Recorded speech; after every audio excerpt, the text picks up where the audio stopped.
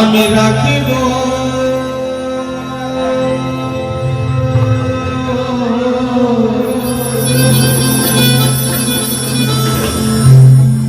ছেড়ে দেব না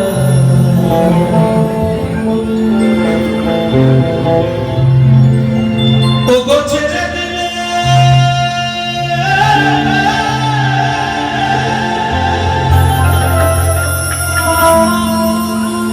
ওগো ছেড়ে দিলে সোনার আমি আর তো পাবো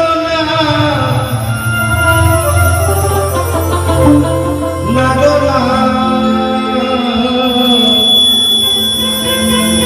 ছেড়ে দেব না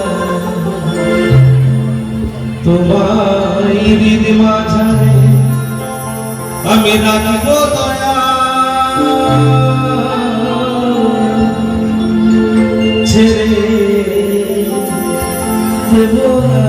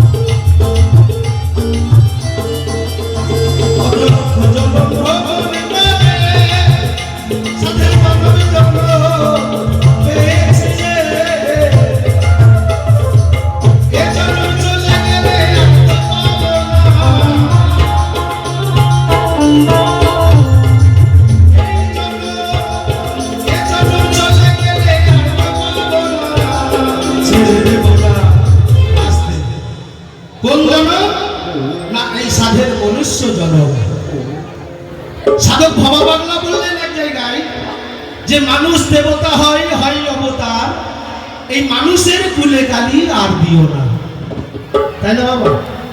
চণ্ডীদাস বললেন শোনো হ মানুষ ভাই, সবার ওপরে মানুষ সত্য, তাহার উপরে কেহ নাই। আর ওপার বাংলার কবি ফজলুল করিম এক জায়গায় কলম দিলেন যে কোথায় স্বর্গ কোথায় নরক কে বলে বহুদূর, এই মানুষের মাঝে স্বর্গ নরক, মানুষই তার সুরাসুর। প্রেমের প্রীতিপূর্ণ বাঁধনে বেঁধে যাবে পরস্পরে, স্বর্গ তখন আসিয়া দাঁড়ায় আমাদের কুড়ে ঘরে। স্বর্গ কোথাও নেই বাবা, স্বর্গ আছে এই মানুষের মাঝে। এই মানুষই হচ্ছে স্বর্গ, মানুষই হচ্ছে নরক।